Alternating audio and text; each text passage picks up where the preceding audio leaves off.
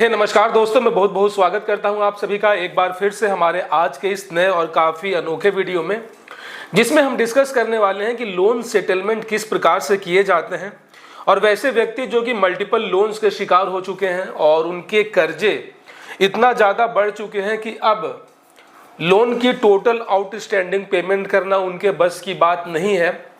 और वो चाहें फिर भी उनकी इतनी कमाई नहीं हो पा रही है कि जो उनकी लोन की किस्तें हैं वो उसको भुगतान करके क्लोज कर पाएं। ऐसे में दोस्तों सेटलमेंट जो है एक काफ़ी अच्छा विकल्प यहाँ पे माना जाता है, और सेटलमेंट करके जो है आप कम से कम रेट पर एक बार में ही या फिर आप मल्टीपल ईएमआई के फॉर्म में आप अपने उस लोन को क्लोज कर सकते हैं, उस कर्ज से आप छुटकारा पा सकते हैं। और लाइकवाइज अगर आप एक मल्टीपल लोन के शिकार हैं तो आप धीरे धीरे करके हर एक लोन को 2 महीने 3 महीने बाद आप उसको सेटल करके अल्टीमेटली आप इस कर्ज के दलदल से बाहर निकल सकते हैं। तो ऐसे में दोस्तों आज के इस वीडियो में हम कंप्लीटली बात करेंगे सेटलमेंट, जिसको आप हिंदी में समझौता भी कह सकते हैं, ये किस प्रकार से होता है। और बहुत सारे ऐसे लोग सोचते हैं कि सेटलमेंट जो है ये बैंक के ऊपर है कि आपको सेटलमेंट देगा कि नहीं देगा। तो सबसे पहले मैं आपको बता दूं कि ये सेटलमेंट जो है किसी प्रकार का कोई भीख नहीं है, ठीक है। ये सेटलमेंट आपको प्रोवाइड करके बैंक आपके ऊपर कोई उपकार नहीं कर रही है, क्योंकि बैंक को यहाँ पे जो एक लीगल एग्रीमेंट है, जो बैंक ने जो लीगल एग्रीमेंट जो समझौता साइन किया है भारत सरकार और आरबीआई के साथ, जिसमें ये कहा गया था कि वैसे कस्टमर जो कि इस हाल में नहीं हो पाएंगे कि वो अपनी ईएमआई किस्तें भर पाएं, उनको आपको हर हाल में सेटलमेंट प्रोवाइड करना होगा ताकि वो भी इस कर्ज से बाहर निकल पाए। दोस्तों जिस वक्त कोई लोन या फिर क्रेडिट कार्ड लेते समय बैंक के साथ आपकी कुछ एग्रीमेंट्स होती हैं, उसी प्रकार जब ये बैंक या फिर एनबीएफसी कंपनी जब भारत में अपना बिजनेस करने के लिए गवर्नमेंट से लाइसेंस मांगती है, तो उस टाइम इन्हें भी गवर्नमेंट के साथ कोई एग्रीमेंट साइन करना होता है। तो जिस तरीके से आप और बैंक के बीच में एक एग्रीमेंट होता है ना, जिसमें ये होता है कि आप किस्तें समय से भरेंगे,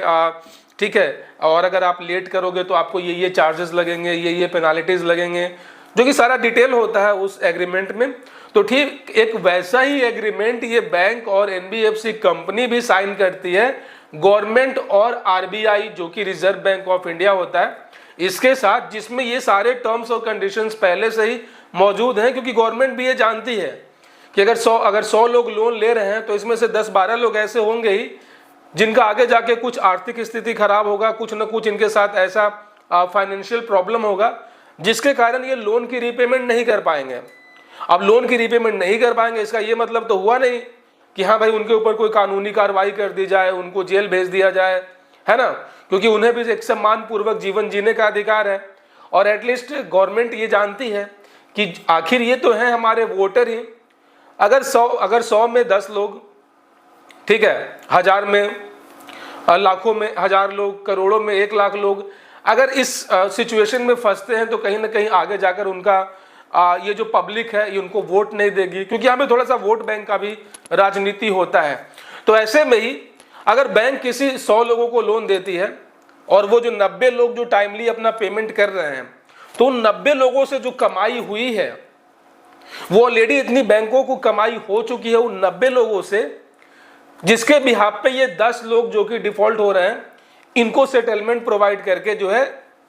ओवरऑल बैंक प्रॉफिट ही करती है। कभी बैंक या फिर एनबीएफसी कंपनी नुकसान में नहीं जाती है। तो कहने का मतलब ये है कि गवर्नमेंट की ये गाइडलाइन है, सरकार के ये दिशा निर्देश दिए गए हैं बैंकों को कि आपको एनी हाउ जो भी इस कंडीशन में नहीं है जो पेमेंट कर पाएगा, उन्हें जो है आपको एनी हाउ किसी हाल में सेटलमेंट प्रोवाइड करना ही है। इसीलिए दोस्तों ये जो सेटलमेंट है कोई भीख नहीं है, ठीक है, कोई उपकार नहीं है, ना ही जो बैंक है ये उनके ऊपर है कि वो आपको सेटलमेंट देंगे नहीं देंगे, क्योंकि यहाँ पे बैंक की मर्जी नहीं चलती है। अब दोस्तों बात कर लेते हैं कि सेटलमेंट का पूरा प्रोसेस किस तरीके से काम होता है, क्योंकि बहुत सारे ऐसे लोग हैं जो कि अभी तक तो किस्तें समय से भरते आए थे और अचानक से उनके साथ कुछ ऐसी इमरजेंसी आ गई कि अब वो किस्तें नहीं भर पा रहे हैं, तो वो चाहते हैं कि अगले महीने उनका सेटलमेंट हो जाए, जो कि टेक्निकली पॉसिबल नहीं है। सेटलमेंट के भी कुछ टर्म्स और कंडीशंस हैं, कुछ इनके गाइडलाइंस हैं और एक कंडीशन है, तो ये आपको समझना होगा, ठीक है। तो अब हम चलिए समझते हैं कि सेटलमेंट किस किस कंडीशन में होता है। सेटलमेंट करने के लिए सबसे पहले तो जो है आपका जो वो अकाउंट है वो एनपीए होना चाहिए। एनपीए इन द सेंस कि नॉन परफॉर्मिंग एसेट्स, मतलब कि बैंक को ये लगना चाहिए कि ये जो हमारा एसेट्स है, क्योंकि आप एज अ ग्राहक, एज अ कस्टमर, अगर आपका लोन है या फिर क्रेडिट कार्ड है तो ये बैंकों के लिए एक तरीके से एसेट्स है जो उनको उनके लिए कमाई करके दे रही है। ठीक है, जो आपका जो क्रेडिट कार्ड आपकी जेब में है वो बैंक के लिए एक एसेट्स है, क्योंकि इस क्रेडिट कार्ड से जो है बैंक आपसे इंटरेस्ट ले रही है, आपसे लेट पेमेंट चार्जेस ले रही है, आपसे डिफरेंट टाइप के चार्जेस वो ले रही है, उनकी इनकम हो रही है। ठीक है, आपने जो लोन लिया है तो लोन के ऊपर जो आप किस्तें भर रहे हो उस पर जो आप इंटरेस्ट बैंक को पे कर रहे हो, तो बैंक की इससे कमाई हो रही है, तो वो उनके लिए एक एसेट्स है और आपके लिए एज अ कस्टमर एक लायबिलिटी है, जो कि आपको उससे खर्चे बढ़ रहे हैं। तो जब तक कोई भी चीज या वस्तु, जो चीज आपको कमा कर दे रही है, जाहिर सी बात है तो आप उसको कभी बेचोगे नहीं। सपोज करो कि आपके पास एक आम का पेड़ है जो हर साल काफी बहुत बड़े मात्रा में आपको आम दे रही है, फल दे रही है, तो ऐसे में आप जब बहुत ज्यादा इमरजेंसी नहीं होगा तब तक तो आप उस पेड़ को नहीं काटोगे। और वही कोई ऐसा पेड़ है जो कभी फल दे ही नहीं रहा है, 2 साल हो गए, 10 साल हो गए, फल दे ही नहीं रहा है, तो अल्टीमेटली अब उस पेड़ से आपका कोई फायदा नहीं है, तो आपको वो पेड़ काटने में थोड़ा भी, जरा सा भी दुख नहीं होगा। तो ठीक उसी तरीके से दोस्तों, जब तक कि आपका क्रेडिट कार्ड लोन बैंक के लिए एनपीए घोषित ना हो जाए तब तक जो है वो चाहते हैं, वो जानते हैं कि इससे उनकी कमाई होगी, तो वो सेटलमेंट देकर इसको क्लोज नहीं करना चाहते हैं। क्योंकि सेटलमेंट क्या होता है, फुल एंड फाइनल क्लोजर होता है। सेटलमेंट देने के बाद आपका उस बैंक के साथ सारा संपर्क खत्म हो गया, आपका जो रिलेशनशिप था उस बैंक के साथ, उस एनबीएफसी कंपनी के साथ, वो रिलेशनशिप अब खत्म हो गया, ब्रेकअप हो गया। तो जाहिर सी बात है इंसान ब्रेकअप उसी के साथ चाहता है जिससे उसका कोई फायदा ना हो। इंसान उसी से अपने संबंध तोड़ता है जिससे अब उससे कोई फ्यूचर में कोई इनकम या फिर कमाई, कोई फायदा ना हो। लेकिन जब तक कुछ फायदा है, जब तक कुछ इनकम है, ये कॉमन सी बात है, दुनिया का दस्तूर है कि कोई किसी से संपर्क नहीं तोड़ता है। ठीक है, तो ये जो पहला कंडीशन है कि आपका जो वो अकाउंट है वो एनपीए होना जरूरी है, नॉन परफॉर्मिंग एसेट्स होना जरूरी है। और ये कब होगा, जब आप लगातार अपनी 3 ईएमआई, लगातार 3 महीनों का जो पेमेंट है आप उसको मिस करोगे, जो कि एक कॉमन सी है डेडलाइन 90 दिनों का। अगर बैंक को 90 दिनों तक लगातार कोई पेमेंट रिसीव नहीं होती है तो उसके बाद जो अगला 10 दिन होता है ग्रेस पीरियड दिया जाता है, जिसमें बैंक पूरी तरीके से आपको कन्विंस करेगी, रिकवरी एजेंट्स घर पे आएंगे, आपको मल्टीपल कॉल्स आएंगे, हाँ, अलग अलग लीगल नोटिसेस के फॉर्म में आपको आएंगे। मकसद ये होता है किसी तरीके से उस अकाउंट को एनपीए होने से बचाया जाए, ग्राहक से कुछ पेमेंट करवा ली जाए, ताकि जो है ये टाइम ड्यूरेशन और आगे बढ़ जाए। इन बिटवीन वो आपसे इंटरेस्ट वसूलते रहें, इन बिटवीन वो आपसे डिफरेंट चार्जेस वसूलते रहें। ठीक है, तो ऐसे में जब तक कि लगातार 90 दिन प्लस 10 डेज का जो ग्रेस पीरियड होता है, 100 दिनों तक जब बैंक को कोई पेमेंट रिसीव नहीं होती है, तो अब यहां पे आपका जो अकाउंट है वो एनपीए घोषित हो गया। ठीक है, तो वैसे लोग जो कि मल्टीपल डेब्ट के शिकार हो चुके हैं और वो भविष्य में चाहते हैं कि वो सेटलमेंट करवा कर इससे पीछा छुड़ाएं, रिलेशनशिप को ब्रेकअप करें, ठीक है, तो आपको कोशिश ये करना है कि आपका एनी हाउ जो अकाउंट है वो एनपीए हो जाए। अगर लगातार 100 दिनों तक आपको पेमेंट मिस करनी है, अब जैसे ही लगातार 100 दिनों तक पेमेंट मिस होगी, वो ऑटोमेटिकली जो है सिस्टम सॉफ्टवेयर जो है बैंक का उसे एनपीए घोषित कर देगी। अब ये बैंक समझ जाता है कि अब यहाँ से कोई कमाई नहीं होने वाली है, लेकिन फिर भी जो है वो शुरुआत में तो ये चाहते हैं बार्गेनिंग करना, क्योंकि वो जानते हैं कि बहुत सारे ऐसे कस्टमर्स हैं जिनको आरबीआई के रूल्स, रेगुलेशंस और सेटलमेंट एक्ट ये सब कुछ पता नहीं है। तो वो किसी तरीके से, अगर आप ये भी बोल लो कि वो थर्ड पार्टी रिकवरी एजेंसीज को आपका केस दे देते हैं ताकि उनके थ्रू कुछ रिकवरी हो जाए। वो बार बार यही बोलेंगे कि सर आप कम से कम मिनिमम पेमेंट करो, मिनिमम पेमेंट करो। लेकिन अब जब आप यहाँ भी डिनाई कर दोगे तो आपका केस जो है वो अब राइट ऑफ में जाने वाला है। अभी तक एनपीए था, एनपीए मतलब कि जो आपका सारा आउटस्टैंडिंग था वो आपसे वो मांग सकते थे, ठीक है, लेकिन जैसे ही राइट ऑफ हो गया, राइट ऑफ को समझो कि एक तरीके से कूड़ा कबाड़ा, कचरा, कि मीन्स कि अब जो आपका जो अकाउंट है, आपकी जो भी आउटस्टैंडिंग है, वो बैंक की नज़र में अब कूड़ा कचरा हो गया है, कि मतलब कि अब कोई फायदा नहीं है, कोई उम्मीद है ही नहीं। ठीक है, उन्होंने सारा कोशिश कर लिया, उन्होंने मल्टीपल कॉल्स आपको कर लिए, रिकवरी एजेंट्स को घर भेज दिया, आपको अलग अलग लीगल नोटिसेस भेज दिए, लेकिन कस्टमर यहाँ पे पेमेंट नहीं कर रहा है। ऐसे में चूंकि अब राइट ऑफ हो चुका है केस, ठीक है, तो जो भी आउटस्टैंडिंग है उसमें से कुछ तो आएगा। मान लेते हैं कि 1 लाख रुपए का ड्यू है कस्टमर के ऊपर, अगर वो 1 लाख के बदले 1,000 रुपए भी पे कर दे, 10,000 भी पे कर दे, तो एटलीस्ट बैंक के पास कुछ तो आएगा, उनका बैलेंस शीट कुछ तो स्ट्रांग होगा। तो यहां पे अब शुरू होता है नेगोशिएशन का और सेटलमेंट का प्रोसीजर। जो भी बैंक के ऑथोराइज्ड स्टाफ्स होंगे या फिर रिकवरी एजेंसीज के जो भी ऑथोराइज्ड स्टाफ होंगे, वो अब आपको इसका सेटलमेंट करने के लिए ऑफर देना शुरू करेंगे, जो कि स्टार्टिंग में ही ऑफर होता है 40% का।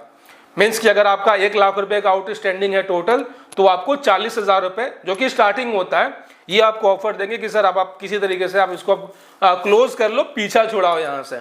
लेकिन यहाँ पे थोड़ा सा आपको अपने टेक्निकली स्किल्स का यूज करना है, थोड़ा सा अपना बार्गेनिंग स्किल्स का भी आपको यूज करना है, और आपको जो है ये आपको किसी तरीके से उन्हें कन्विंस करना है कि आपका जो फाइनेंशियल कंडीशन है वो भी ऐसा नहीं है कि आप 40% पे भी पेमेंट कर पाओ। ठीक है, तो दोस्तों यहाँ पे लास्ट जो है 15 से 17% तक में सेटलमेंट होता है। और अगर आपके पास कुछ मेडिकल इशू है, ठीक है,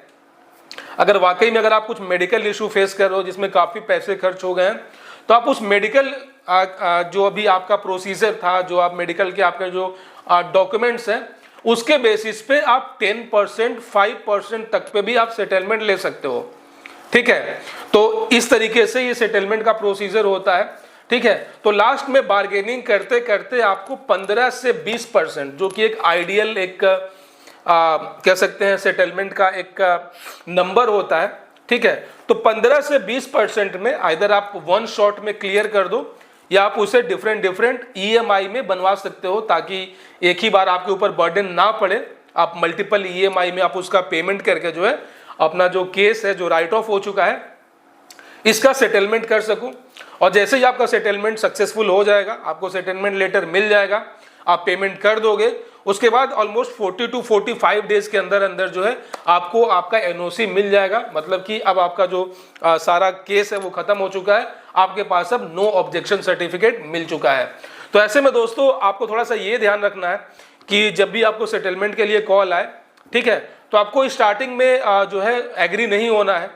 ठीक है, आपको कम से कम उनको 20% पे ले जाना है। तो एक तरीके से अगर आपका 1 लाख रुपए की आउटस्टैंडिंग है, तो आप उसको 20,000 में सेटलमेंट करके एक वन शॉट में क्लियर करके 20,000 में पेमेंट कर दो, या आप 5-5 हजार के 4 EMI बनवा लो। ठीक है, जाकि ताकि आप 4 महीने बाद टोटल इसको क्लोज करके आप NOC लेटर प्राप्त कर पाओ। ठीक है, तो दोस्तों अगर आपके पास कुछ मेडिकल इशू है, तब तो आप और भी अच्छा अट्रैक्टिव रेट पा सकते हो, आपको 5% तक में भी आपको डिस्काउंट मिल जाएगा। लेकिन अगर आपके पास कुछ मेडिकल इशू नहीं है और आपके पास फाइनेंशियल स्थिति खराब हुई है, अगर आप जॉब आपकी चली गई है, तो आप जो आपका टर्मिनेशन लेटर है, जो आपका रेजिग्नेशन लेटर है, आप वो बैंक को प्रोवाइड कर सकते हो, ताकि बैंक इस पे और विचार करे, ताकि उन्हें ऐसा लगना चाहिए कि हाँ ये रियल में बंदा सफर कर रहा है। और as per the contract between bank and the RBI and government of India, they must provide settlement to you. So दोस्तों आशा और उम्मीद करता हूँ इस वीडियो से आपके माइंड में जो कंफ्यूजन था कि सेटलमेंट कब होगा, राइट ऑफ से पहले होगा, राइट ऑफ के बाद होगा, NPA कैसे होता है, NPA के लिए क्या क्या टर्म्स और कंडीशंस है, ये सभी कंफ्यूजन आपका दूर हो चुका होगा। इसके अलावा दोस्तों अगर आप कुछ और इशू फेस कर रहे हो, लाइक मल्टीपल लोन्स हो गए हैं, अगर आप या क्रेडिट कार्ड के आप बिल्स पे नहीं कर पा रहे हो, ठीक है, तो बिल्कुल भी आपको घबराना नहीं है। You are not a criminal, you are just facing a financial issue, जो कभी किसी के साथ हो सकता है। ठीक है, पैसों की तंगी वो बहुत बड़ी बात नहीं है, हर किसी के लाइफ में एक न एक बार आता है। अभी समय बुरा है फिर सही होगा, तो इसको लेकर घबराने की बात या फिर मन में गलत ख्याल बिल्कुल मत लाओ। और आपका भाई आपके साथ है, कोई भी प्रॉब्लम है तो आप वीडियो के नीचे आप कमेंट में अपने सवाल मुझसे पूछ सकते हो। मैं पूरी कोशिश करता हूं आप सभी के सवालों का जवाब देने में। या फिर दोस्तों आपके लिए ही मैंने व्हाट्सएप पे ग्रुप बना रखा है, जिसमें लगभग 250 से 300 ज़्यादा लोग हैं जो आप ही की तरह हैं, जो आप ही की तरह जो प्रॉब्लम अभी आप फेस कर रहे हो वो ऑलरेडी वो उस फेज से गुजर रहे हैं। तो वहाँ पे लोग अपने अपने एक्सपीरियंस शेयर करते हैं, अपने अपने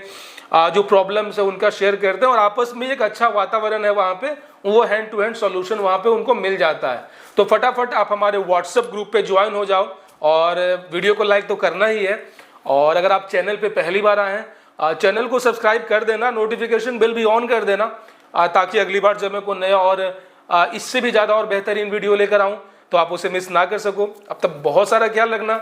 मिलते हैं किसी और वीडियो में। जय हिंद साथियों।